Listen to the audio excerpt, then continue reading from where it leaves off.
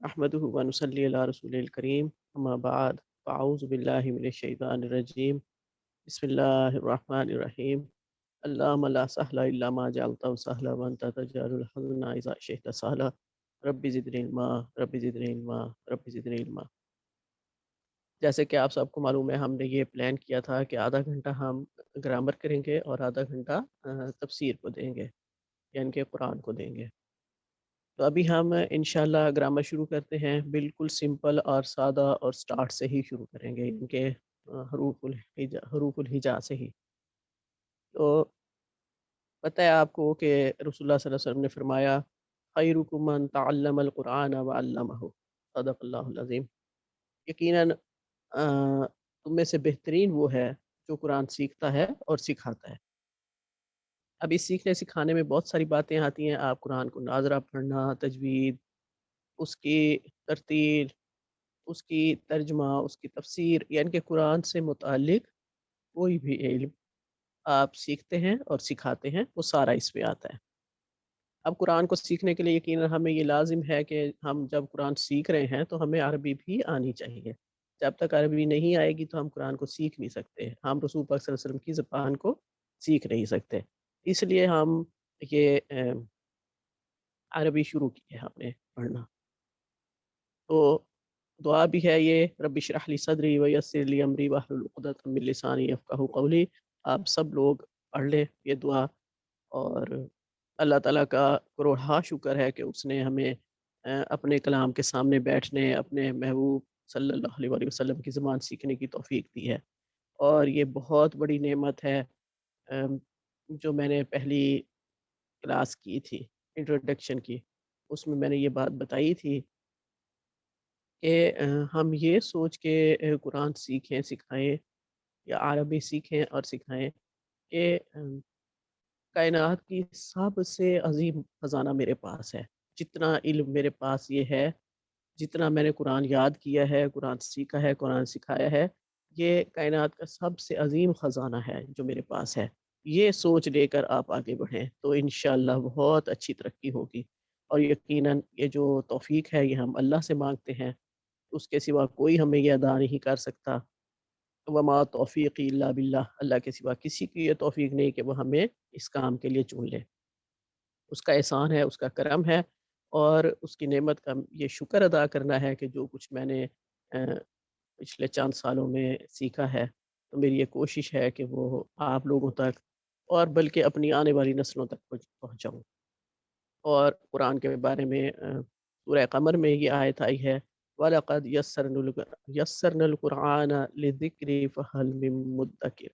यानी कि कुरान को हमने नसीहत के लिए बहुत आसान बनाया है। तो कोई है इसके ज़रिए नसीहत हासिल करने वाला? जब तक हम इसको समझेंगे नहीं, तो हम इससे नसीहत भी हासिल नहीं कर सकते। हम देखें, कुरान को पढ़ते जाते हैं, हमें नहीं मालूम होता कि इतनी बड़ी-बड़ी बातें अल्लाह ताला हमसे फ़रमा रहे हैं, और ये हमारी मैनुअल बुक है और हम इसको समझते नहीं हैं। ये हमारे लिए बहुत बड़ा ड्रॉबैक है। बल्कि कुरान के लिए ये एक मज़लूमियत वाली बात है कि ये वाहिद किताब है इस कायनात की जो बग़ैर समझे पढ़ी जाती है और बहुत पढ़ी जाती है।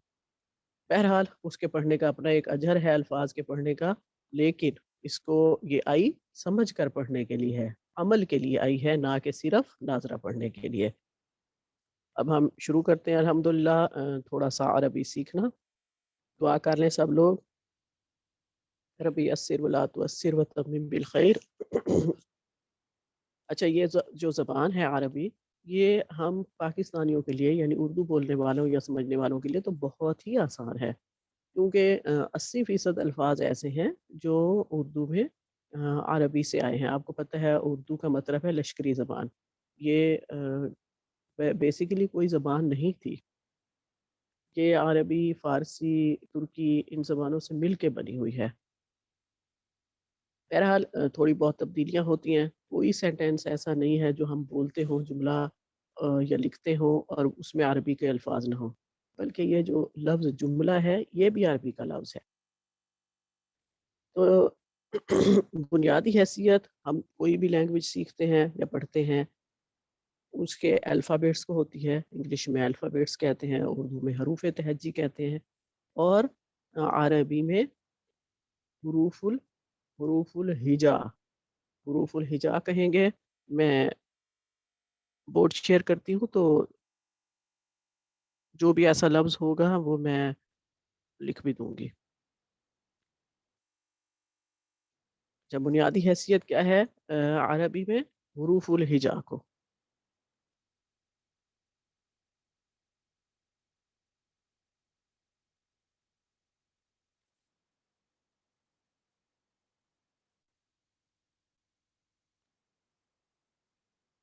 ये हुरूफुल हिजा ऐसे लिखते हैं, और ये इनकी तादाद 28 या 29 है। डिफरेंस 28 और 29 का कोई ख़ास बात नहीं है। कुछ लोग अलिफ को ही हमज़ा और अलिफ मानते हैं, कुछ हमज़ा को एक अलहदा लेटर मानते हैं। इस वजह से फिर वो 29 कहते हैं। और हम इसको सीखेंगे, किसी भी ज़बान को सीखने के लिए 2 बातों की ज़रूरत होती है। एक तो ये कि आप उसी इलाके में रहने के लिए चले जाएँ, उन्हीं अहले ज़बान के पास जो ज़बान आप सीखना चाहते हैं। तो आप थोड़े अरसे में बेशक आपको उसके कवायद व ज़वाबित नहीं आते होंगे, यानी कि ग्रामर के रूल्स नहीं आते होंगे, लेकिन आप वो ज़बान बोलने और समझने लग जाएँगे, बेशक वो आपको लिखनी भी ना आती हो। लेकिन बेस्ट तरीका क्या है कि वो ज़बान आपको सिर्फ़ समझ ना आए, आपको लिखनी भी आती हो और आपको उसके रूल्स रेगुलेशंस, कवायद व ज़वाबित भी आते हों, तो वो तरीका है उसको सीखना।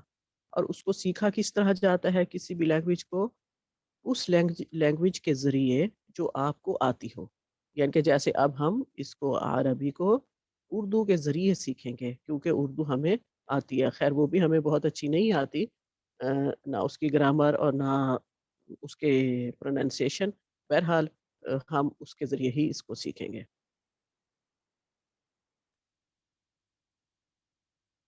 अच्छा, ये अब मैं इस पे लिखती हूँ रूहुल हिजा, और फिर उसका डिफ़रेंस बताऊँगी उर्दू से, कि इनका उर्दू से डिफ़रेंस क्या है।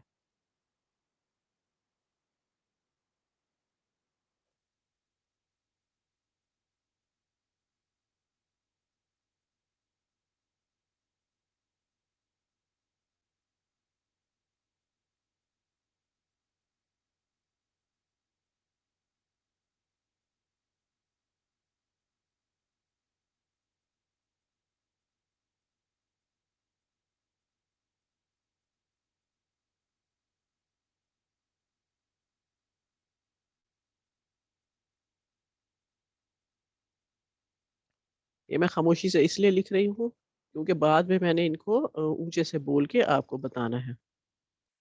क्योंकि कोई भी लैंग्वेज हम पढ़ रहे हैं, उसका प्रोनंसिएशन होना, एग्ज़ैक्ट होना ज़रूरी है।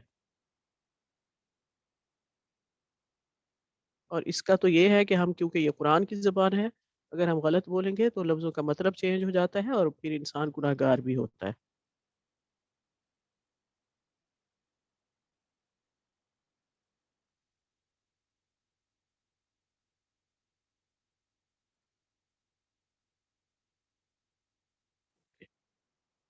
ये हरूफुल हिजा पूरे हो गए हैं, और ये 28 हैं, क्योंकि इसमें हमज़ा अलहदा से नहीं लिखा हुआ।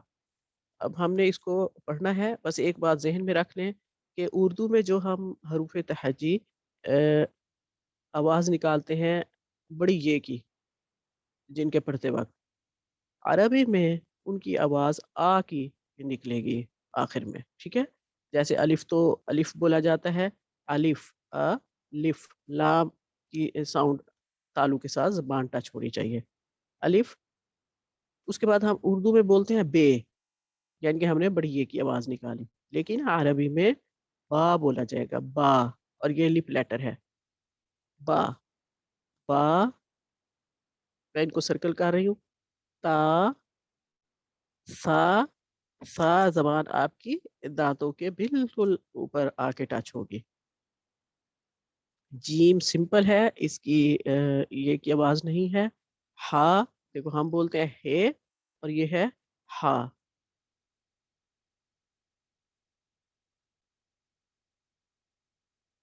खा, दाल सिंपल है। दाल, आपको पता है ज़ाल भी सा और जाल की सेम तकरीबन जगह है जहाँ ज़बान टच करते हैं। रा, इसको फतह और दमा के साथ मोटा पढ़ेंगे, कसरा के साथ सिंपल रा की आवाज़ निकालेंगे, मोटा नहीं करेंगे। ज़ा, ये सिंपल ज़ा है।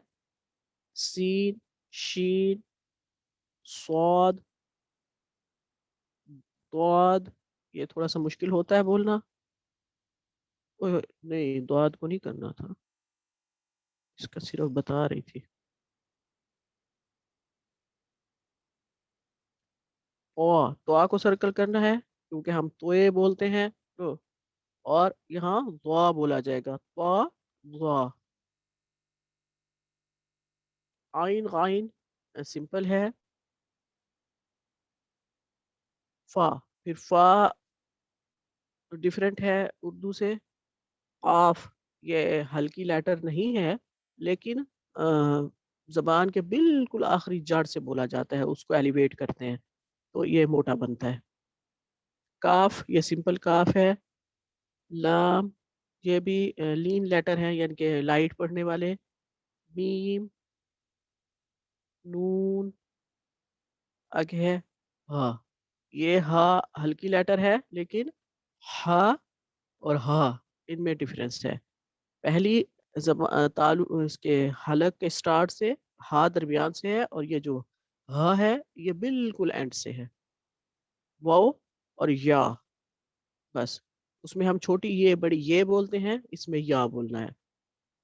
अच्छा, एक और ख़ास बात, ये जो वाव है ये वैसे हा से पहले होता है, लेकिन ये आमिर सुहेल साहब ने वाव और या आखिर में लिखे हैं। ये दोनों वीक लेटर्स को उन्होंने अरबी में इनको हरूफुल इल्ला कहते हैं। आइन, आइन से इल्ला, यानी कि इल्लत वाले या बीमारी वाले हरूफ, कमज़ोर हरूफ। अ, ये डिक्शनरी की तरतीब इसी तरह है, इस वजह से उन्होंने इसको इस तरतीब से लिखा है। ये सारे हरूफुल हिजा। अब हमें इसकी, अगर किसी की तजवीज़ ठीक नहीं है कुरान की, तो प्लीज़ वो आलिया का ग्रुप कुरान का ज़रूर जॉइन कर ले, क्योंकि 2 एक नए लोग भी हैं। इंशाअल्लाह मेहनत करने से फ़र्क ज़रूर पड़ता है। बेशक इस एज में हम बहुत अच्छी तजवीज़ नहीं कर सकते, क्योंकि ख़ुद मुझे ये बात फ़ील होती है अपने से, लेकिन फ़र्क ज़रूर पड़ता है। मेहनत से फ़र्क ज़रूर पड़ता है। अच्छा, अब जो ये ज़बान है अरबी, बाकी ज़बानों में अ, हरकत नहीं होती, सिंपल लिखी जाती हैं। लेकिन इसमें अरबी ज़बान में बहुत अहमियत हासिल है हरकत को, क्योंकि उससे जो लफ्ज़ हैं, उनका स्टेटस भी चेंज हो जाता है। फ़तह, दमा, कसरा चेंज करने से स्टेटस चेंज हो जाता है अल्फ़ाज़ का। इस वजह से हरकत को बुनियादी हैसियत हासिल है। उर्दू में हम इन्हें एराब कहते हैं। भई जब हम पढ़ते थे तो कहा जाता था कि एराब लगाइए, और हम अ, ज़बर ज़ेर पेश लगाते थे। लेकिन अरबी में इनको हरकत बोलते हैं, और एराब जो है वो एक और अलहदा चीज़ है, वो हम इंशाअल्लाह आगे डिस्कस करेंगे। अब ये हरकत क्या हैं? फ़तहा, यानी कि हम जिसको ज़बर बोलते हैं, अरबी में उसको फ़तहा कहते हैं। अ, मैं ये लिखती हूँ ताकि मैं इसके ऊपर साइन लगा सकूँ, क्योंकि हम जो बोलते हैं, उर्दू भी बोलते हैं, तो हम ज़बर ज़ेर पेश की गलती करते हैं बोलते वक़्त।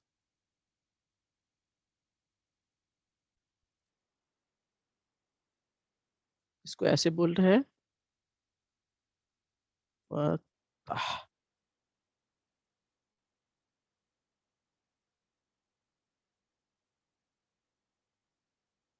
काफ के ऊपर फ़तह होगी, का, का, सी और वाह।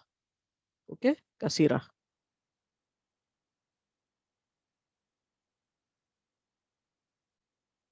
इस पे दमा होगी। पेश जिसको उर्दू में बोलते हैं, वाद, मीम, वाद के ऊपर फ़तह, बीम पे शद्दा होगी। दम्मा। ओके, इस तरह इनको कसीरा और दम्मा पढ़ना है। अब ये जिस हर्फ पे ये होते हैं तो उसको क्या बोलते हैं? जिस पे फतह होती है उसको मफ्तूह बोलते हैं। मफ्तूह, मीम पे मफ, मीम पे फतह होगी, मफ, ते पे दम्मा होगी, मफ्तूह। ओके, फतह वाले हर्फ को मफ्तूह बोलते हैं और कसीरा वाले को मकसूर।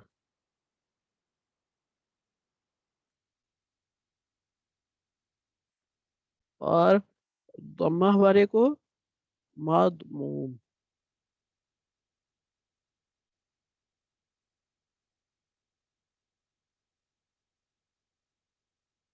ये मैं ये जो सुकून है ये जान के इस तरह वी की तरह उल्टा डाल रही हूँ ताकि डिफरेंस हो, कि दमा में और उसमें डिफरेंस नजर आए आपको, क्योंकि यहाँ बहुत अच्छा सा लिखा नहीं जाता तो कंफ्यूजन हो जाती। इसको मदमूम कहते हैं। ठीक है, उम्मीद है ये बात क्लियर हो गई होगी। अच्छा, इनकी जो अ, ये दोहरी हरकत भी होती हैं जिनको तनवीन बोलते हैं। फतहतैन, कसीरतैन, दम्मतैन। जब तनवीन के साथ बोला जाएगा तो तैन तैन की आवाज़ आएगी। और सुकून की और शद्दा की अलामत भी होती है। वो आप लोग अल्हम्दुलिल्लाह कुरान शरीफ पढ़ते हैं तो आपको पता है सारी अलामतों का, मद भी होते हैं, शद्दा भी होती हैं, सुकून भी होता है। और अब थोड़ा-सा ये अलिफ और हमज़ा का फ़र्क बता देती हूँ कि क्यों हरूफुल हिजा की तादाद जो है वो 28 या 29 कही जाती है। जब एक बस ख़ास बात ज़हन में रख लें कि जब अकेला अलिफ होगा, उस पर कुछ भी साइन नहीं होगा, यानी कि कोई अलामत नहीं होगी, कोई हरकत नहीं होगी, तो उसको अलिफ बोला जाएगा। यानी ये सिंपल जो है, ये अलिफ है। ओके? अगर हम इस पर फ़तह, कसरा, दम्मा, सुकून, मद कुछ भी डाल देते हैं, यानी कि कोई भी हरकत कुरान में से इस पे आएगी, तो इसको हमज़ा बोला जाएगा। ठीक है? अब मुझे नहीं मालूम आप लोगों के पास कौन से कुरान हैं। अ, मेरे ख़्याल में हम ये जो पाकिस्तान, इंडिया के लोग हैं, हम कूफ़ी किरात पढ़ते हैं, जबकि यहाँ जो किरात पढ़ाई जाती है या कुरान है वो हिजाज़ी किरात में है। तो जो हिजाज़ी किरा होती है, आपने देखा होगा कुरान में, वहाँ जब ऐसे अलिफ लिखा होता है, जब इसको हमज़ा बनाना होता है, तो वो छोटा-सा हमज़ा डाल के ऊपर फ़तह डालते हैं। कुरान में डली हुई है ऐसे। छोटा-सा हमज़ा डाल के नीचे कसरा, अब यहाँ लिखा नहीं जा रहा।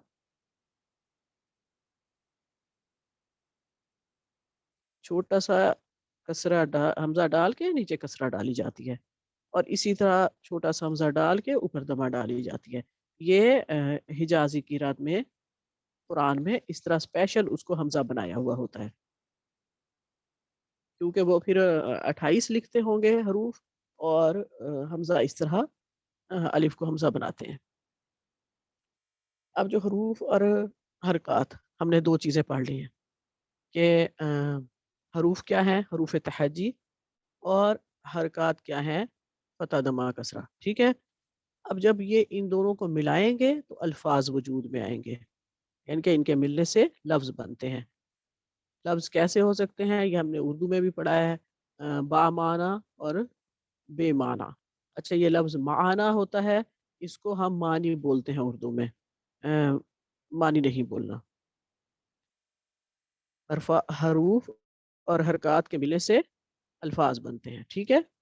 हरूफ प्लस हरकत क्या बनेगा? अल्फ़ाज़। और अल्फ़ाज़ क्या हो सकते हैं? बमाना, इसके ऊपर खड़ी ज़बर डालेंगे, और बेमाना। ठीक है? ये बनते हैं बामाना और बेमाना। अब हम डिस्कस करेंगे सिर्फ बामाना अल्फाज, क्योंकि कुरान मजीद में कोई लफ्ज़ बेमानी नहीं है, यानी कि कोई लफ्ज़ हदीस में या कुरान में बेमाना नहीं है, इसलिए हम सिर्फ बामाना अल्फाज को डिस्कस करेंगे। अच्छा, ये जो लफ्ज़ है माना, इसकी माना, इसकी जमा है मानी। जब हम उर्दू में पढ़ते थे तो हमें कहा जाता था अल्फाज के मानी लिखें।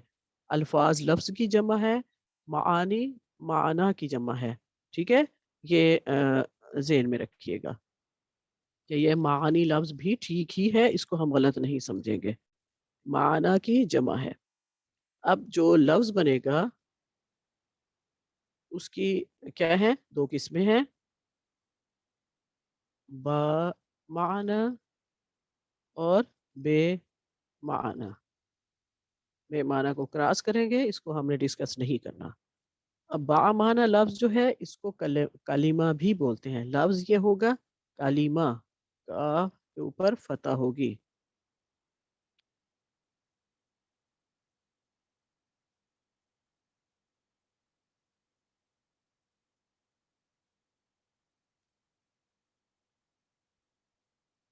अब ये जो यहाँ 2 नुक्ते लगाए जाते हैं, अरबी में ये लगाते हैं और उर्दू में हम कलीमा लिखने के लिए इस तरह हे बना देते हैं। ठीक है? एक्चुअल ये होती ही ये ता है, गोल ता है। अब ये जो कलीमा है, हम जब हरूफ और हरकत मिले, उससे लफ्ज़ वजूद में आए जिसको हम कलिमा भी कह रहे हैं, जो बामानी होगा, जिसके बोलने या लिखने से हमें समझ आएगी। अब मसलन एक लफ्ज़ है इक़रा, जो पहली वही का ही लफ्ज़ है।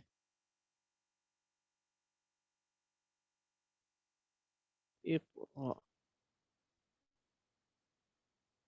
इसका क्या मतलब है? इसका मतलब है पढ़, ये हुक्म या वो है।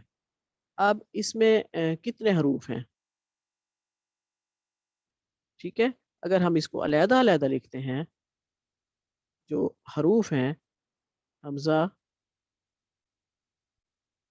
क़ाफ, रे, अलिफ, हमज़ा।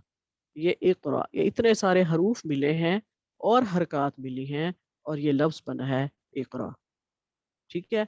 मेरा ख़्याल है यहीं रुकते हैं, क्योंकि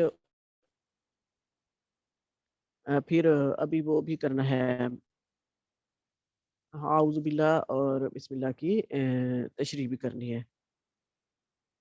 ठीक है? इधर रुक जाते हैं, इंशाअल्लाह हम बाकी का नेक्स्ट उसमें करेंगे।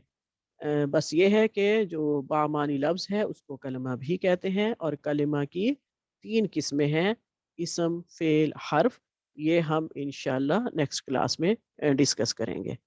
वमा अलैना इल्लल बलाग, सुब्हानक अल्लाहुम्मा व बिहम्दिका, अशहदु अल्ला इलाहा इल्ला अंता, नस्तगफिरुका व नतूबु इलैक।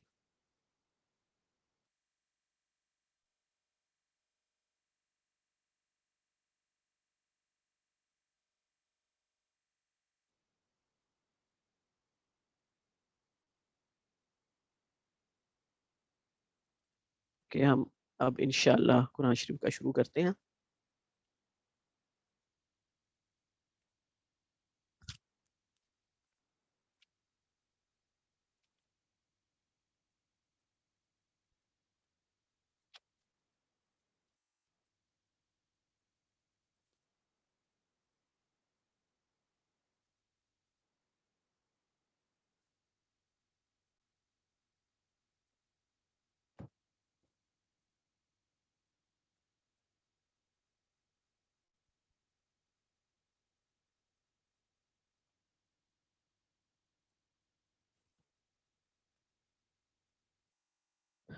अल्हम्दुलिल्लाहि रब्बिल आलमीन, वस्सलातु वस्सलामु अला अशरफिल अंबियाइ वल मुरसलीन व अला आलिहि व असहाबिहि व मन इत्तबअ सुन्नतिहि बिइहसानिन अज़ीम इला यौमिद्दीन। अम्मा बाद फ़अऊज़ु बिल्लाहि मिनश शैतानिर रजीम। बिस्मिल्लाहिर रहमानिर रहीम। अल्लाह के फ़ज़ल व करम और उसके एहसान अज़ीम से हम दूसरी बार अल्हम्दुलिल्लाह ये कुरान की तफ़सीर शुरू कर रहे हैं और मुझे इसकी खुशी है बहुत کہ اللہ ताला ने हमें एक बार फिर बिठाया इसके सामने कि हम इसको समझें, पढ़ें और दूसरों को भी पढ़ाएँ। तो ये पहली पहली सूरा जो है सूरह फ़ातिहा, ये इसकी थोड़ी-सी इंट्रोडक्शन कि ये सूरा मक्की है या मदनी है। कुछ के नज़दीक ये है कि ये सिर्फ़ मक्की है और कुछ के नज़दीक ये है कि ये मक्का और मदीना दोनों जगह नाज़िल हुई है। बहरहाल राजे कौल यही है कि ये हिजरत से बहुत पहले मक्का मुकरमा में नाज़िल हुई थी। सूरह फ़ातिहा जैसे मुसहफ़ के एतबार से पहली सूरा है, तो इसी तरह ये मुकम्मल नाज़िल होने वाली भी पहली सूरा है। इससे पहले कुछ सूरतों के यानी कि कुछ-कुछ आयात नाज़िल हो चुकी थी, जैसे आपको पता है सूरह अलक की आयात नाज़िल हुई थी, सूरह मुदस्सिर की, सूरह मुज़म्मिल की, कहीं आता है कि सूरह क़ाफ़ और सूरह नून की शायद कुछ आयात नाज़िल हो चुकी थी। तो ये पहली सूरा है जो मुकम्मल नाज़िल हुई थी और इसको हम आधा-आधा कर भी नहीं सकते, यानी कि इसका पढ़ना कंप्लीट है, इसको आधा पढ़ नहीं सकते। या क़ियाम में जैसे 3 आयतों का मीज़ान है, 3 आयतें पढ़ने का, किसी भी सूरत की हम 3 आयतें पढ़ सकते हैं, लेकिन इसको हम आधा-आधा नहीं कर सकते, इसको मुकम्मल पढ़ना है। इसके बहुत सारे नाम हैं जो कुरान में भी आए हैं और अहादीस में भी आए हैं। इमाम कुर्तुबी रहमतुल्लाह ने इसके 12 नाम बताए हैं, जो मैं जस्ट आपको थोड़ा-सा डिटेल के साथ बताऊँगी। इसका पहला नाम है अस्सलाह। ये हदीस कुदसी में आया है, क़समतु स्सलाता बैनी व बैन अब्दी निस्फ़ैन। यानी मैंने नमाज को अपने और अपने बंदे के दरमियान तकसीम कर दिया, यानी कि आधा-आधा तकसीम कर दिया। इसमें सलात से मुराद नमाज से मुराद सूरह फ़ातिहा ही है। और आपको पता है कि सूरह फ़ातिहा जब हम पढ़ते हैं, ये आधी जो है वो अल्लाह की हम्द व सना, उसकी रबूबियत, उसकी मलूकियत का एतराफ़ है, जब मालिक यौमिद्दीन तक पढ़ते हैं। फिर आगे वो है कि हम जो दूसरा हिस्सा है आधा, वो अल्लाह ताला से हम दुआ कर रहे होते हैं, मुनाजात कर रहे होते हैं और सीधे रास्ते की तरफ हिदायत माँग रहे होते हैं। इसका दूसरा नाम है अल-हम्द, क्योंकि इसमें अल्लाह की हम्द आई है। नंबर 3 फ़ातिहातुल किताब, यानी कि इससे कुरान मजीद की तिलावत की या मुसहफ़ की या नमाज की इब्तिदा होती है।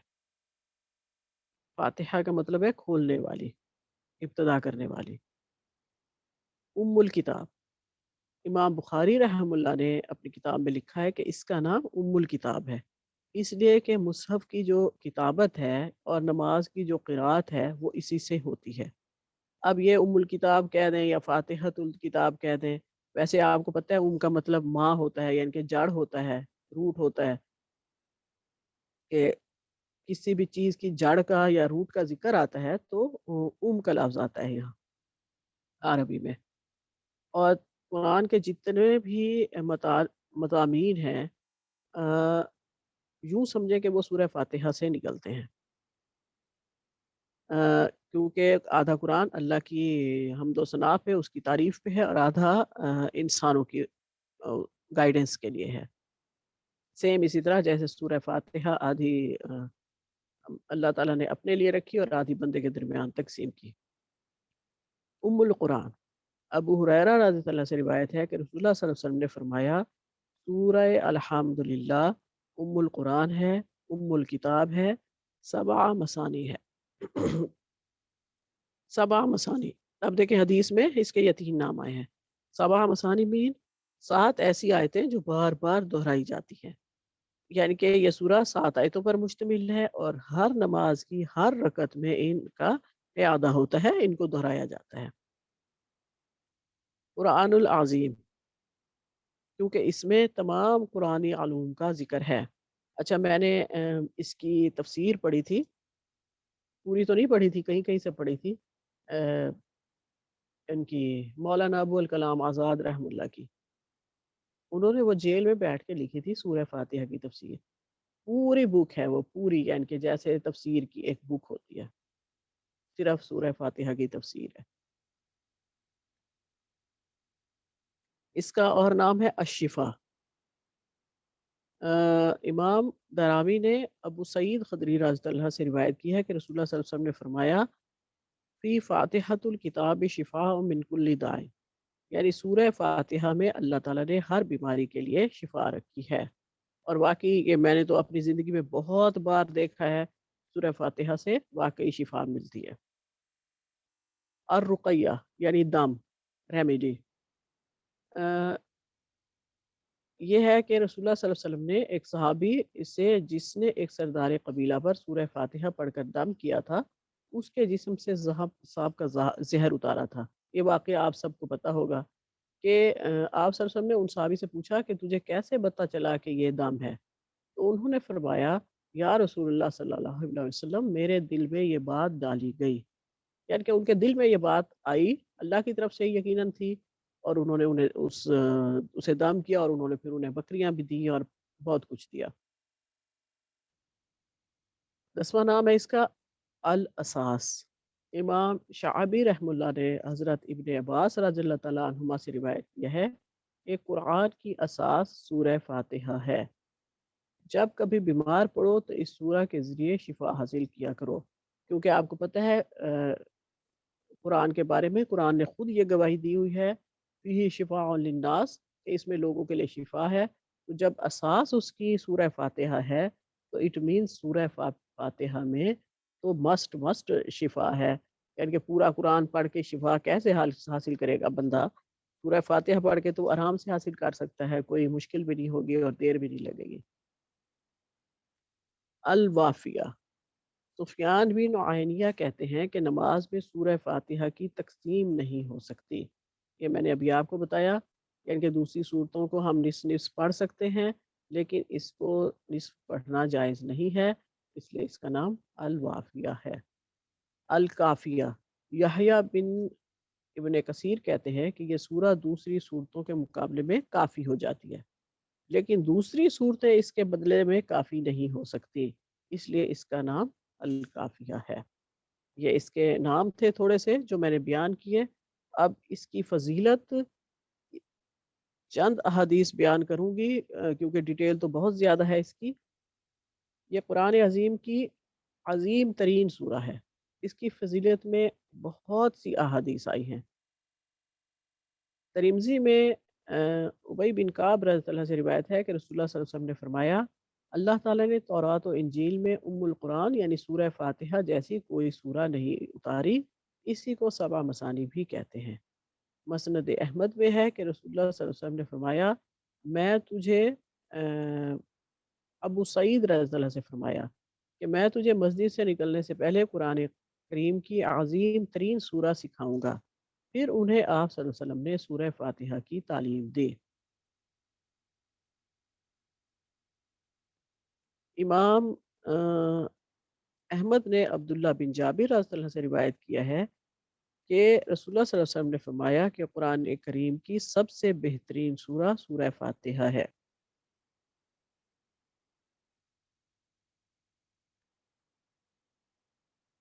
इमाम मुस्लिम और नसाई में इब्न अब्बास रज़ियल्लाहु अन्हु से रिवायत है कि रसूलुल्लाह सल्लल्लाहु अलैहि वसल्लम हमारे दरमियान तशरीफ़ फरमा थे और जिब्राईल अमीन आपके पास मौजूद थे कि ऊपर से एक आवाज़ आई। जिब्राईल अलैहिस्सलाम ने आसमान की तरफ नज़र उठाई और फरमाया कि आसमान का ये दरवाज़ा आज से पहले कभी नहीं खुला। इससे एक फ़रिश्ता उतरा और रसूलुल्लाह सल्लल्लाहु अलैहि वसल्लम के पास आया और कहा कि आपको 2 नूर दिए जाने की खुशखबरी देता हूँ, जो आपसे पहले किसी नबी को नहीं दिए गए। एक सूरह फातिहा और दूसरी सूरह बकरा की आखिरी आयत। इनका एक हर्फ भी आप पढ़ेंगे तो उसका बदला आपको दिया जाएगा। इसकी फ़ज़ीलत में देखें कितनी बेहतरीन अहदीस हैं। सूरह फातिहा की फ़ज़ीलत इससे भी साबित होती है कि नबी करीम सल्लल्लाहु अलैहि वसल्लम ने फरमाया, जिसने नमाज़ पढ़ी और उसमें सूरह फातिहा ना पढ़ी, तो वो नमाज नाक़िस होगी। नबी करीम सल्लल्लाहु अलैहि वसल्लम ने इस बात को 3 बार दोहराया। ایک حدیث میں یہ بھی آیا ہے کہ اللہ تعالیٰ نے فرمایا میں نے نماز یعنی سورہ فاتحہ کو اپنے اور بندے کے درمیان تقسیم کر دیا ہے اور میں اپنے بندے کو وہ دیتا ہوں جو وہ مانگتا ہے۔ اب دیکھیں اس کی ابھی اور بہت زیادہ فضیلت کی حدیث تھی، لیکن میں نے یہ چند ایک بیان کی ہیں۔ اس سے آپ کو پتہ چل جائے گا کہ قرآن کی ابتدا جو ہو رہی ہے سورہ فاتحہ سے، تو ہم نے اس کو کتنے اچھے سے سمجھنا ہے۔ جب امام ابو حنیفہ رحمۃ اللہ علیہ نے سورہ فاتحہ ختم کی تھی تو ان کے والد نے 1000 اشرفیوں کی تھیلی ان کے استاد محترم کے پاس بھیجی، تو انہوں نے کہا کہ یہ کیوں بھیجی ہے، یہ بہت زیادہ ہے۔ انہوں نے فرمایا جو آپ نے میرے بیٹے کو سکھایا ہے وہ دنیا کے خزانوں سے بڑھ کے ہے۔ جب پیرنٹس اتنی اہمیت دیں گے تو آپ خود بتائیں بیٹے کیوں نہیں بنیں گے امام ابو حنیفہ۔ بس ہم لوگوں نے پرائرٹیز ٹھیک سیٹ نہیں کی بچوں کی، جس وجہ سے ہمارے بچے وہ نہیں بن پا رہے جو بننا چاہیے۔ اچھا، نماز میں سورہ فاتحہ پڑھنا امام اور مقتدی سب پر واجب ہے۔ اب اس کے بارے میں بہت یہاں ڈیٹیل ہے، لیکن میں آپ کو صرف مختصر بتا دیتی ہوں تینوں اماموں کی رائے۔ امام ابو حنیفہ کی رائے میں یہ ہے کہ پڑھنی چاہیے، امام کو بھی مقتدی کو بھی امام کے پیچھے پڑھنی چاہیے ہر حال میں۔ امام شافعی فرماتے ہیں کہ اگر جہر آپ کو پتہ ہوگا کہ جہری اور سری قرات، جہری مین کھلی اوپن اور سری مین چھپی ہوئی۔ اگر امام سری قرات کروا رہا ہے جیسے ظہر اور عصر کی نماز کی ہوتی ہے تو آپ کو مست پڑھنی ہے، لیکن اگر امام جہری قرات فرما رہا ہے تو پھر آپ کو سورہ فاتحہ صرف سننی ہے، پڑھنی نہیں ہے۔ لیکن امام مالک رحم اللہ فرماتے ہیں کہ جہری قرات میں تو آپ کو یہ دیکھنا ہے کہ امام اگر آپ کو ٹائم دے رہے ہیں سورہ فاتحہ پڑھنے کا تو آپ مسٹ پڑھیں، اگر امام نے ٹائم نہیں دیا تو آپ نہ پڑھیں، اور اگر سری قرا ہے تو آپ کو مسٹ پڑھنا ہوگا، سورہ فاتحہ پڑھنی ہوگی۔ یہ رائے ہے مختلف اماموں کی، اور ہم ان میں سے کسی کو بھی فالو کر سکتے ہیں، کوئی پرابلم نہیں ہے، کیونکہ جب بھی کوئی امام کوئی رائے دیتے ہیں اس کے پیچھے ان کا بہت سارا ورک ہوتا ہے اور احادیث کا حوالہ بھی ہوتا ہے۔ اس لیے یہ ہمارے دین کی خوبصورتی ہے، اس کو خوبصورتی رہنے دینا چاہیے، مخالفت نہیں بنانا چاہیے۔ یہ رائے تھی۔ اب ہم کیونکہ سورہ شروع کرنی ہے تو اس سے پہلے ہم اعوذ باللہ من الشیطان الرجیم، اس کے کیا معنی ہے کہ میں اللہ تعالیٰ کے ذریعے مردود شیطان سے پناہ مانگتا ہوں، یعنی کہ اللہ کی پناہ میں آ جانا شیطان مردود کے شر سے، کیونکہ وہ بہت قوی دشمن ہے جس کا ہم خود سے مقابلہ نہیں کر سکتے، ہمیں اللہ کی مدد چاہیے ہوگی۔ تو اللہ تعالیٰ نے قرآن مجید میں بندوں کو شیطان مردود کے شر سے پناہ مانگنے کا حکم دیا ہے۔ سورہ اعراف میں اللہ تعالیٰ نے فرمایا ہے خذ العفو وأمر بالعرف وأعرض عن الجاہلین وإما ينزغنك من الشیطان نزغ فاستعذ باللہ انہ سمیع علیم۔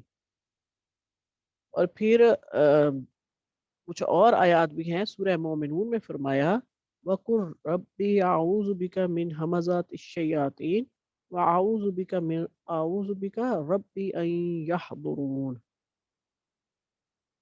یعنی کہ ان آیات میں اللہ تعالیٰ نے نبی کریم صلی اللہ علیہ وسلم کو شیطان سے پناہ مانگنے کی نصیحت کی ہے، کیونکہ جنوں کا شیطان انسانوں کا ایسا دشمن ہے جو کسی بھی بھلائی اور احسان کو نہیں مانتا اور ہر وقت سازشوں میں لگا رہتا ہے۔ اور آپ جانتے ہوں گے کہ شیطان سازشوں میں مختلف طریقوں سے لگا رہتا ہے، وہ ہر انسان کو اس کی نیچر کے حساب سے ہی گناہ کرواتا ہے۔ آپ کو میں یہ ایک چھوٹی سی مثال بتاؤں، جیسے وہ کسی باپردہ خاندانی نیک شریف عورت سے زنا نہیں کروا سکتا، لیکن وہ اس سے غیبت کروا لیتا ہے۔ آپ میری بات سمجھ رہی ہیں نا؟ کیونکہ غیبت جو ہے اخلاقی برائیوں میں سیم اسی سٹیج پہ آتی ہے جس میں زنا آتا ہے، شراب آتی ہے۔ تو ہر انسان سے مختلف طریقوں سے گناہ کرواتا ہے۔ اب وہ کسی عالم سے یہ گناہ کروا لے گا کہ اس کو غرور یا فخر ہو جائے اپنے علم پہ، کسی عابد سے اس طرح کروا لے گا کہ ریاکاری ہو جائے اس کے کسی نیکی سے، دکھاوا ہو جائے۔ تو جو بھی ہم کام کر رہے ہوتے ہیں، جب ہم پہلے یہ پڑھ لیتے ہیں اعوذ باللہ من الشیطان الرجیم یا اعوذ باللہ من الشیطان الرجیم، ان اللہ سمیع علیم من الشیطان الرجیم، ایسے تو اس سے یہ ہوتا ہے کہ کم از کم پھر ہم کوئی برا کام نہیں کرتے۔ اگر ہم سے کوئی غلطی کوتاہی ہو جاتی ہے تو وہ زیادہ نہیں ہوتی، اللہ کی پناہ میں آ جاتے ہیں۔ جب کوئی غلط خیال کسی قسم کا دل میں آئے تو بھی یہ اونچی آواز میں پڑھنا چاہیے تاکہ شیطان بھاگ جائے۔ نبی کریم صلی اللہ علیہ وسلم کی احادیث سے بھی اس کا ثبوت ملتا ہے کہ مسلمان کی زندگی میں اللہ کے ذریعے شیطان مردود کے شر سے پناہ مانگنے کی بہت اہمیت ہے۔ ابو سعید خدری رضی اللہ عنہ سے روایت ہے کہ رسول اللہ صلی اللہ علیہ وسلم جب نماز کے لیے رات کو کھڑے ہوتے تو تکبیر کہتے، پھر کہتے سبحانک اللہم ربنا و بحمدک و تبارک اسمک و تعالی جدک و لا الہ غیرک، پھر 3 بار لا الہ غیرک کہتے، پھر کہتے اعوذ باللہ السمیع العلیم من الشیطان الرجیم من حمزہ ونفخہ ونفثہ۔ یہ شیطان کے شر سے بچنے کے لیے یہ دعا بھی ہے۔ اور حضرت عبداللہ ابن مسعود رضی اللہ عنہ سے روایت ہے کہ رسول اللہ صلی اللہ علیہ وسلم نے فرمایا اللہم انی اعوذ بک من الشیطان الرجیم من نفخہ ونفثہ۔ اچھا، میرے پاس دعا لکھی ہوئی ہے، میں ابھی آپ کو پوسٹ کر دوں گی۔ جب کبھی کوئی پریشانی ہو، دل میں کوئی غلط خیال آئے یا غصہ آئے تو اس کے لیے یہ میں نے خیر فریج پہ لگائی ہوئی ہے، صبح شام آتے جاتے اس کو پڑھتی رہتی ہوں، تو آپ بھی پڑھتے رہیے گا۔ میں ابھی اس کی تصویر بنا کے آپ کو بھیج دوں گی۔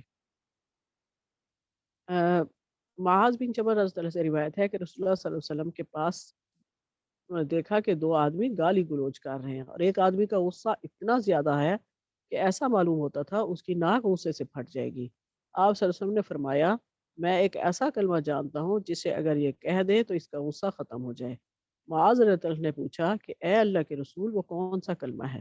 آپ نے فرمایا یوں کہے اللہم انی اعوذ بک من الشیطان الرجیم۔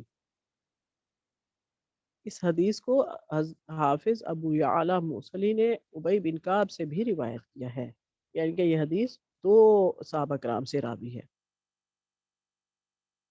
اچھا، جب ہم قرآن شریف پڑھتے ہیں، اب قرآن کی تلاوت کے لیے پہلے شیطان مردود کے شر سے پناہ مانگنے کا حکم بھی قرآن مجید میں آیا ہے کہ اللہ تعالیٰ نے عام حالات کے علاوہ قرآن مجید پڑھتے وقت بھی مسلمانوں کو ہدایت کی ہے کہ اللہ کے ذریعے شیطان مردود کے شر سے پناہ مانگ لیں۔ سورہ نحل میں ہے وَإِذَا قَرَأْتَ الْقُرْآنَ فَاسْتَعِذْ بِاللَّهِ مِنَ الشَّيْطَانِ الرَّجِيمِ، جب تم قرآن پڑھنے لگو تو اللہ کے ذریعے مردود شیطان سے پناہ مانگ لیا کرو۔ اسی آیت کی وجہ سے تمام علماء کا یہ قول ہے کہ نماز کے علاوہ دیگر حالات میں بھی قرأت قرآن سے پہلے اعوذ باللہ پڑھنا مستحب ہے، اور حالت نماز میں آپ کو پتہ ہے بسم اللہ اور سورہ فاتحہ سے پہلے بھی سری ہو یا جہری ہو نمازیں یہ اعوذ باللہ من الشیطان الرجیم پڑھنا ضروری ہے۔ اب اس کے بعد آتی ہے بسم اللہ کی باری۔ جب ہم نے اللہ سے پناہ مانگ لی، پناہ میں آ گئے اس کی شیطان مردود کے شر سے، تو اب ہم بسم اللہ الرحمن الرحیم یہ پڑھیں گے۔ تو یہ قرآن شریف پڑھتے وقت کیا کسی بھی اچھے کام سے پہلے پڑھنی ہے؟ کہیں صرف لفظ بسم اللہ پڑھنا ہوتا ہے، کہیں پوری پڑھنی ہوتی ہے۔ مختلف احادیث میں مختلف دعاؤں کے ساتھ جیسے آپ صلی اللہ علیہ وسلم نے پڑھا ہم نے ویسے ہی پڑھنا ہے، سنت کو فالو کرنا ہے۔ جیسے یہ ادھر بچوں کی اسلامک کلاس ہوتی تھی، تو میرے ہسبینڈ بچوں کو بتا رہے ہوں کہ کپڑے چینج کرتے وقت پہلے بسم اللہ کہنا ہے نا؟ تو ایک بچہ کہتا ہے کہ میں پورا بسم اللہ الرحمن الرحیم پورا پڑھتا ہوں۔ تو انہوں نے اتنے اچھے سے اس کو سمجھایا، مجھے آج تک یاد ہے کہ جب آپ پورا پڑھتے ہیں کام تو آپ کا ہو گیا کہ شیطان کی آنکھوں کے سامنے پردہ آ گیا، وہ آپ کو نہیں دیکھ سکے گا، لیکن جو سنت پر عمل کرنے کا ثواب تھا وہ نہیں ملے گا۔ آپ صلی اللہ علیہ وسلم نے کیونکہ فرمایا کہ بسم اللہ کہو، تو آپ نے صرف بسم اللہ کہنا ہے، آپ نے پوری نہیں پڑھنی۔ بے شک وہ جتنی عظیم بات ہے، الرحمن الرحیم جتنی مرضی عظیم بات ہے، لیکن سنت پر عمل کرنے کا ثواب مسلمان کو نہیں ملے گا، چاہے وہ جتنی عظیم بات آگے کر رہا ہو۔ اچھا، یہ جو ہے یہ یہ ایک سورہ میں آیت کے طور پہ بھی آیا ہے، اور باقی آپ کو پتہ ہے کہ مصحف میں تمام صورتوں سے پہلے بسم اللہ الرحمن الرحیم لکھی ہوئی ہے، جو مصحف حضرت عثمان رضی اللہ عنہ کے زمانے میں تیار ہوا تھا، اور اس مصحف کو پورے صحابہ کرام کی جو اس وقت حیات تھے سب کی تائید حاصل تھی۔ سورہ برا کے علاوہ باقی، یعنی کہ سورہ توبہ جس کو کہتے ہیں، اس کے علاوہ مصحف کی ہر سورہ سے پہلے یہ لکھی ہوئی ہے۔ یہ جو بسم اللہ ہے، بعض کے نزدیک یہ ہے کہ یہ ہر سورہ سے پہلے اترتی تھی، جس سے آپ صلی اللہ علیہ وسلم کو یہ پتہ چل جاتا تھا کہ اب نئی سورہ کی ابتدا ہوئی ہے۔ اور سورہ نمل کی ایک آیت بھی ہے جس میں حضرت سلیمان علیہ السلام نے ملکہ سبا کو خط لکھا تھا، اور خط کی ابتدا آ، آ، آپ علیہ السلام نے بسم اللہ الرحمن الرحیم سے کی تھی۔ یہ سورہ نمل کی آیت بھی ہے۔ باقی تو میں ڈیٹیل بتا بھی چکی ہوں۔ اب یہ اگر اس کو ہر سورہ کی آیت سمجھا جائے، کچھ جیسے کہتے ہیں کہ یہ ہر سورہ کی آیت ہے، تو بھی آیات کی تعداد 6666 نہیں بنتی، یہ نمبر غلط ہے۔ اور اگر نہ کیا جائے اس کو شمار، تو پھر تو 5000 5500 سے اوپر تھوڑی سی بنتی ہے تعداد۔ یہ میرے بچوں نے جب چھوٹے تھے تو کیونکہ ہر سورہ سے پہلے آیات کی تعداد لکھی ہوئی ہوتی ہے، تو خود ایڈ کیا تھا۔ 6666 نہیں بنتی، 6000 بھی نہیں بنتی پوری۔ اچھا، اب یہ بات ہے تھوڑی سی اختلاف کی کہ بسم اللہ جو ہے وہ بلند آواز میں پڑھی جائے گی یا آہستہ۔ اچھا، اب پوری ڈیٹیل نہیں میں پڑھ رہی، لیکن بتا دیتی ہوں آپ کو کہ امام شافعی رحم اللہ کہتے ہیں کہ جہری نمازوں میں سورہ فاتحہ ہر سورہ سے پہلے بلند آواز میں پڑھی جائے گی، اور وہ اس کا استدلال بڑے بڑے صحابہ کرام سے دے رہے ہیں، کیونکہ حدیث میں یہ موجود ہے کہ آپ صلی اللہ علیہ وسلم نے سورہ فاتحہ بلند کے سے پہلے بسم اللہ بلند آواز سے پڑھی۔ اب بعض خلفائے راشدین میں سے بعض نے نماز میں بسم اللہ بلند آواز سے نہیں پڑھی۔ تو اس سے کیا ثابت ہوتا ہے کہ کبھی رسول پاک صلی اللہ علیہ وسلم نے بلند آواز سے پڑھی ہوگی، کبھی رسول پاک صلی اللہ علیہ وسلم نے آہستہ پڑھی ہوگی، اور چونکہ اس سے دونوں قسم کی احادیث ثابت ملتی ہیں صحابہ کرام سے، اور آپ یہ بات اچھی طرح سے جانتے ہوں گے کہ صحابہ کرام سے ہلکے سے بھی غلط بیانی کا احتمال نہیں ہے۔ کبھی کبھی ہو ہی نہیں سکتا کہ کسی صحابی نے کوئی غلط بیانی کی ہو، یہ نہیں ہو سکتا۔ اب ہمارے لیے کیا ہے کہ بہتر یہی ہے کہ کبھی ہم آہستہ پڑھ لیں نماز سے پہلے بسم اللہ، کبھی ہم آواز کے ساتھ پڑھ لیں، تاکہ دونوں طرح کی احادیث پہ عمل واقع ہو جائے۔ اور یہ دونوں کر سکتے ہیں آپ۔ جو عمل آپ صلی اللہ علیہ وسلم نے زندگی میں ایک بار بھی کیا ہے، وہ عمل ہم ساری زندگی بھی کر سکتے ہیں۔ یہ بات بس ذہن میں رکھیے گا۔ اس لیے یہ ہمارے دین کی خوبصورتی پھر بتاؤں گی کہ کنسیشن دے دی انسانوں کو، سہولت دے دی کہ اونچی پڑھ لیں تو اونچی پڑھ لیں، آہستہ پڑھ لیں تو آہستہ پڑھ لیں۔ اب اس کی فضیلت بھی بہت ہے بسم اللہ کی، کہ مسلمان کی زندگی میں اس کی بہت بہت بہت اہمیت ہے، بہت فضیلت ہے۔ اور جو میں خود سوچتی ہوں وہ یہ ہے کہ جب ہم کوئی کام کرنے سے پہلے بسم اللہ پڑھتے ہیں، تو اٹ مینس کہ ہم کوئی برائی کا کام نہیں کریں گے، یہ کنفرم بات ہے۔ کوئی چور چوری کرتے ہوئے یا کوئی زانی زنا کرتے ہوئے بسم اللہ کبھی بھی نہیں کہے گا۔ جب ہم بسم اللہ پڑھتے ہیں تو اٹ مینس کہ ہم اچھا کام کریں گے، ہم کوئی برا کام نہیں کریں گے۔ دوسرا یہ کہ بسم اللہ کہنے سے خیر و برکت ہوتی ہے کام میں، اللہ کی نصرت، اس کی حمایت حاصل ہو جاتی ہے، اس کی تائید ہو جاتی ہے، اس کی حفاظت کا سبب بنتی ہے بسم اللہ۔ تو یہ مسند احمد کی روایت ہے کہ بسم اللہ کہنے سے شیطان ذلیل و خوار ہوتا ہے، یہاں تک کہ وہ مکھی کی مانند حقیر ہو جاتا ہے۔ اسی لیے کھانے پینے سے پہلے، جانور ذبح کرنے سے پہلے، بیوی سے ملنے سے پہلے، وضو کرنے سے پہلے، بیت الخلاء میں داخل ہونے سے پہلے اور تمام دوسرے امور کو انجام دینے سے پہلے بسم اللہ کہنا مستحب ہے۔ اب اس کے معنی کیا ہے؟ یعنی میں شروع کرتی ہوں اللہ کے نام سے جو نہایت مہربان، بے حد رحم کرنے والا ہے۔ اب اس میں یعنی کہ ہم نے نیت کر لی کوئی بھی کام شروع کرنے سے پہلے کہ ہم نے اس کی ابتدا اللہ کے نام سے کر لی۔ اب یقیناً جو ہم آگے کام کریں گے اس میں اللہ تعالیٰ ہمارے لیے برکتیں اور آسانیاں رکھ دے گا۔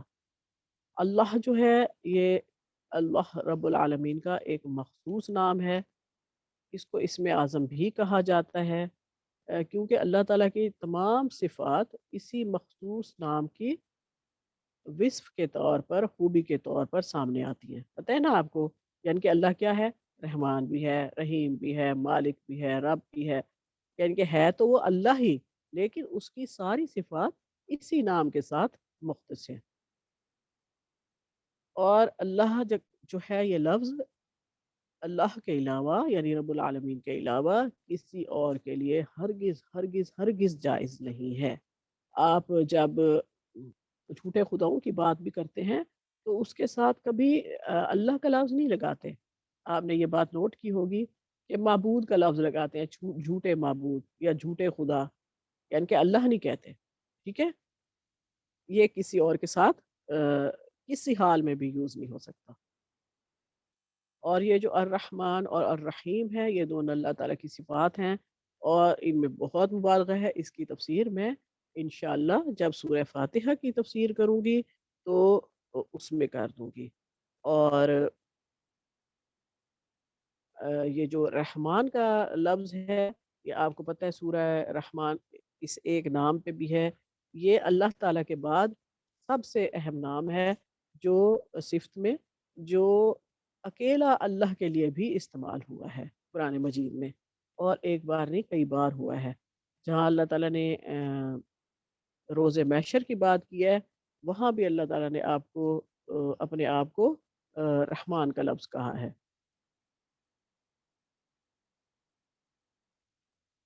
تو یہ کیا ہے؟ اللہ تعالیٰ نے